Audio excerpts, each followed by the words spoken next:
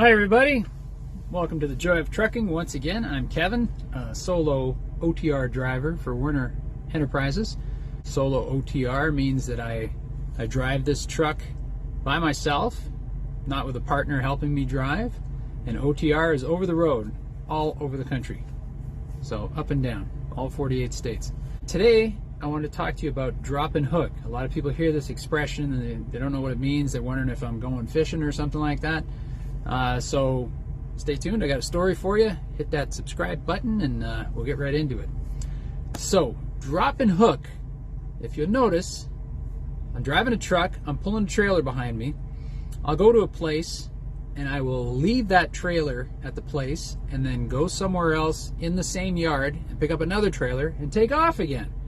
So what's happening there? Sometimes I've got a load in my trailer. I got goods. They're going to a place.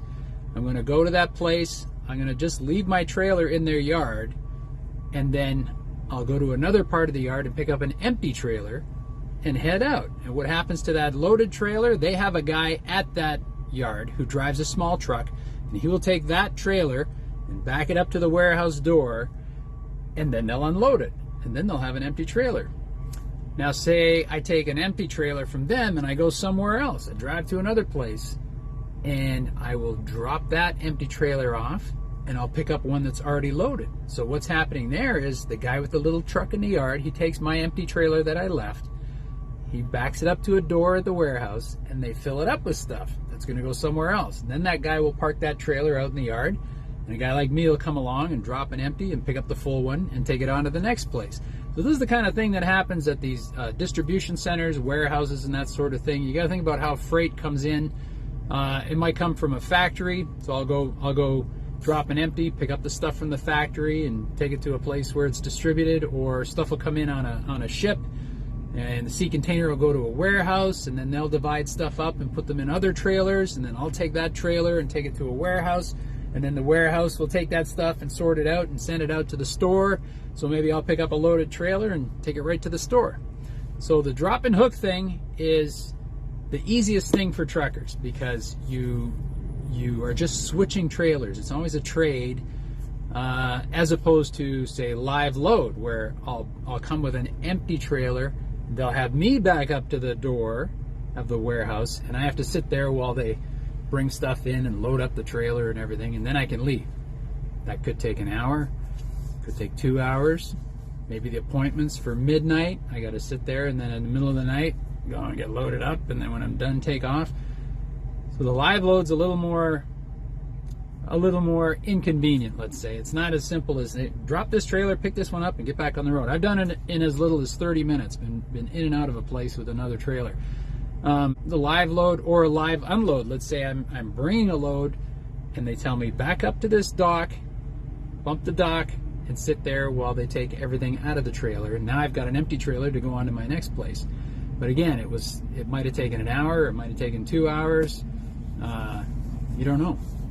So simplest and easiest physically is the drop and hook. If I was driving a flatbed, I might have to unload that, or they would load it for me, and then I'd have to put straps and chains and tie it down and put tarps over it, all that stuff, and then down the road I go. But I've done a lot of work to get that done, And the other thing about drop and hook is I got a different trailer all the time.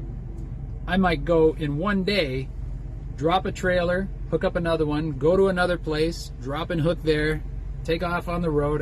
You could do it 2 or 3 times in a day, just switching trailers at different warehouses and different places.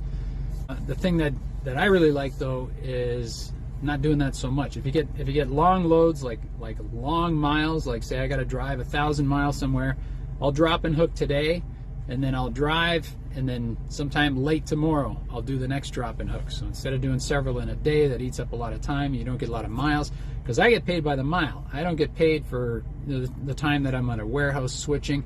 If I got a live load, that could be hours that I'm not making any money driving. Our company doesn't pay anything for getting a live load, but you do get let's say you're there an unreasonable amount of time, like 4 hours or 5 hours, then they'll throw you some cash to make up for it.